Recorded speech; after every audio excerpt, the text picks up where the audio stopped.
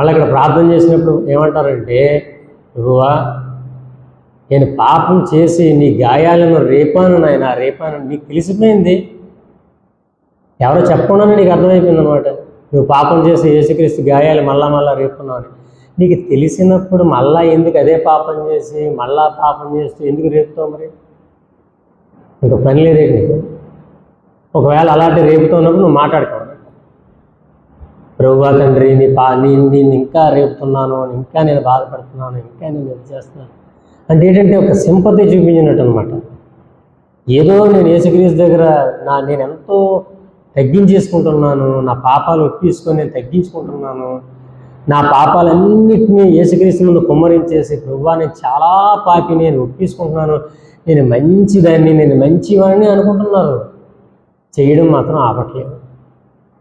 అక్కడ ఏం చేయాలి? ఆ పాపం చేయడం ఆపాలి. ఆ పాపం చేయడం ఆపరు.